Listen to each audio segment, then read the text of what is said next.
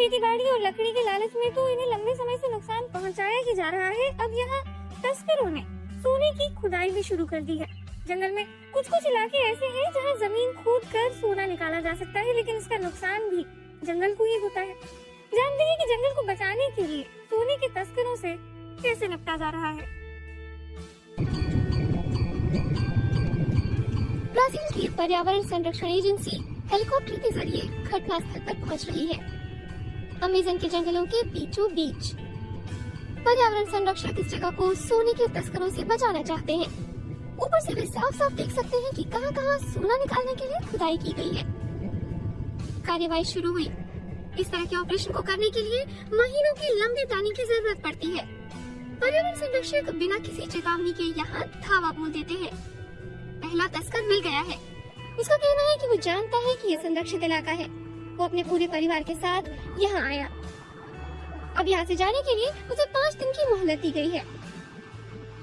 इस बार सब कुछ शांति से निपट गया, लेकिन हमेशा ऐसा नहीं होता।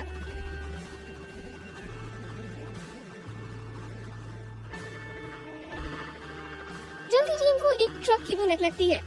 ड्राइवर जंगल में छिपने की कोशिश करता है, लेकिन एजेंट्स के हाथ आ जाता है और उसे हिरासत में ले लिया जाता है।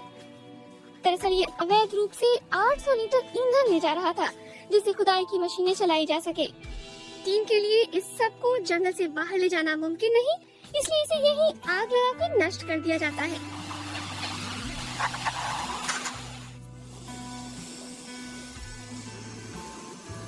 इस दौरान 2 मूल निवासी यहाँ से गुजरते हैं। वैसे तो ये जंगल में रहने वाली आबादी का हिस्सा है, लेकिन क्योंकि ये तस्करों की मदद में लगे हैं, इसलिए इनके साथ अलग तरीके से पेश आया जाएगा। Esse senhor vai pra lá e é rachado entre todo mundo ou é só um grupo? Não, só um grupo.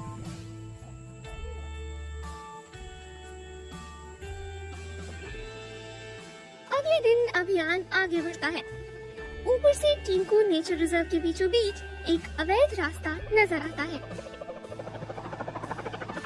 Agent पता लगाना चाहते हैं कि आखिर नीचे चल क्या रहा है। इस जगह में घुसना आसान नहीं है। टीम को खुदाई करने वाली एक मशीन मिली है। इसकी कीमत करीब 1.5 लाख यूरो होगी, लेकिन इसकी परवाह किए बिना टीम इसे भी नष्ट कर देती है। कुछ देर आगे चलने पर टीम को तस्करों का गोदाम मिलता है। इसे भी आग के हवाले कर दिया जाता है। खोज अभियान आगे बढ़ता है और अचानक गोलियां चलने लगती हैं। जान बचाने के लिए टीम किसी तरह खुद को पेड़ों की आड़ में छिपाती है। इतने घने जंगल में तस्करों को पकड़ना आसान नहीं। एजेंट ये जानने की कोशिश करते हैं कि गोलियां चलाई कहां से जा रही हैं। असमंजस बढ़ता है और तस्कर चकमा देकर भाग निकलते हैं।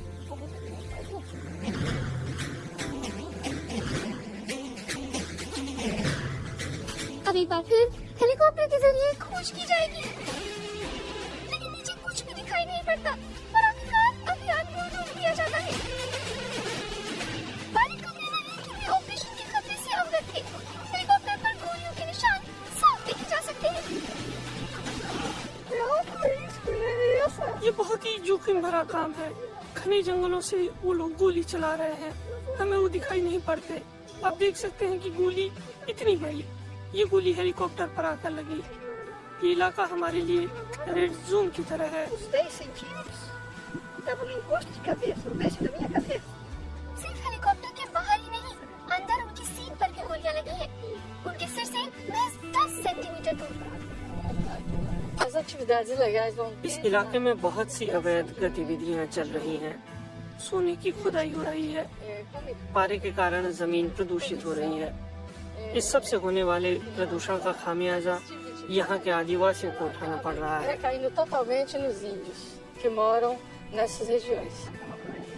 आज किसी को चोट नहीं आई। ऑपरेशन के चीफ विल्सन रोचा हमले में बाल बाल बचे।